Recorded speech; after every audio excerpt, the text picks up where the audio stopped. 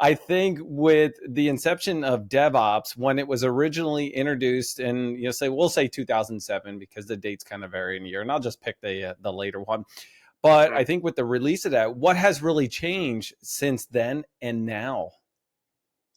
I'd say, for one, standards. What excited me about it, for instance, was the fact that if you just talk on one topic alone, in containerization, and a lot of not all companies are containerized at the moment. I understand that, but for me, that's probably the biggest quintessential change that I've seen. In that, uh, because of that standard, you have an entire half of the process now that can be handled by a whole bunch of companies and a whole bunch of products that can be very efficiently driven against that standard, the containerization. So if I can support containers and I can support and customizing those containers, then I have what it's a large feature set, but it's a finite feature set.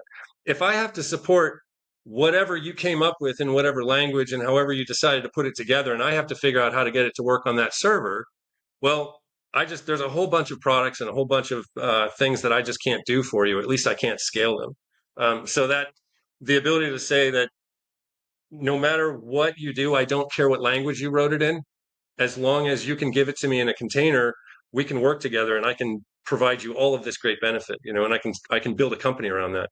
So that, to me, obviously that one's near and dear to me because I did build a company that works on containers, but that's a big change. And another, I think another really big change was obviously the change to the shift to the cloud.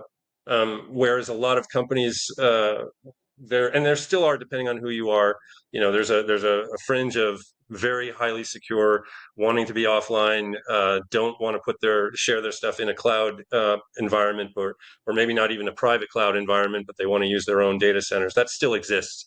But let's just talk about the mainstream. We now have access to the cloud, and we have a mindset of, I can pass that server work, I can pass all that network engineering off to a third party to manage for me. And that was a long time coming. I mean, just like there was a time when we didn't want to put our credit cards online and didn't want to buy anything online. Obviously that's changed. And the same thing goes. We're like, I'm not sure I'm crazy about putting my stuff off in a third party who's going to manage and watch my servers for me. I'm not sure. We went through all the things that went through all the different gradations and evolutions that it took to get there. And now we've got infrastructure on demand. We've got deployments out there that we can just push out to various cloud providers. We can have solutions that are multiple cloud providers scripted up to high heaven. There's a lot of just an enormous amount of benefit that goes with that.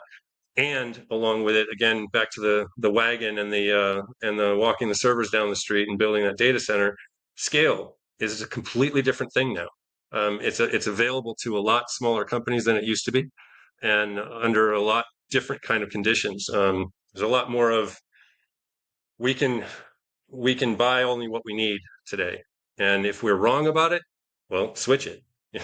You can't go off and buy too much in the way of servers, and then say, oh, well, what are we going to do with these? Well, you got to put them in the back room, maybe get rid of them, but you're not going to be able to get anything for them. You're just going to have to buy new ones and hope you're okay with it. Now it's just, scale as you need to, change what you need to. It's really it's a different ballgame.